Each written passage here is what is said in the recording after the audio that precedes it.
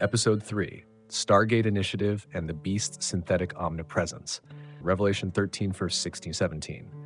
It also forced all people, great and small, rich and poor, free and slave, to receive a mark, so that they could not buy or sell unless they had the mark. Let me ask you this. What would it look like for a system to have total control over every transaction, every movement, and every decision we make? The Stargate Initiative and similar global infrastructure projects aim to create a network so interconnected that it feels almost omnipresent, a digital web linking governments, corporations, and individuals into one seamless system. This sounds convenient, even revolutionary, but when you look deeper, the parallels to Revelation's warnings about control are hard to ignore. Imagine a world where participating in daily life, buying, selling, or even accessing resources requires compliance with a centralized authority. The technology behind Stargate and similar projects could make this possible by monitoring and regulating activities on a global scale. Here's where it becomes unsettling. This kind of system mirrors a synthetic omnipresence. Unlike God's true omnipresence, which is rooted in love, grace, and justice, this version would be artificial, flawed, and likely controlled by human or machine agendas.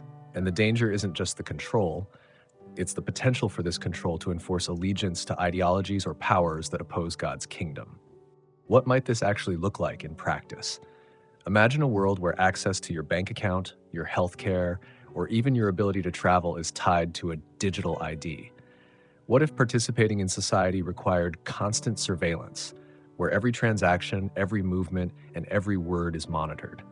Think about how these systems could enforce compliance, not just to laws, but to ideologies that conflict with God's truth.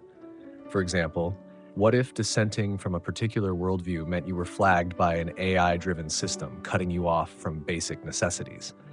Or consider the growing use of social credit systems in some parts of the world where behavior is tracked and scored. Now, take that concept global, powered by AI and quantum computing, with decisions made instantly about who can participate in society and who cannot. The danger here isn't just control, it's the potential to silence faith, to force choices that compromise allegiance to Christ. These systems, while celebrated as innovations, could ultimately create a world where standing firm in your faith costs everything. But here's the critical question. How do we, as believers, navigate this? Do we accept these systems blindly, or do we seek wisdom from God to discern their implications?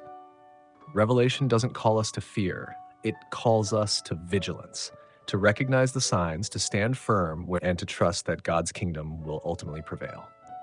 As believers, we need to stay alert. These advancements in technology aren't inherently evil, but they remind us of humanity's tendency to misuse power. Scripture calls us to discernment and faith, trusting in God's sovereignty over every system, no matter how omnipresent it may seem. Stay discerning, stay faithful, and stay blessed. Thanks for listening. We'd love to hear your thoughts. Leave a comment, and don't forget to like and share.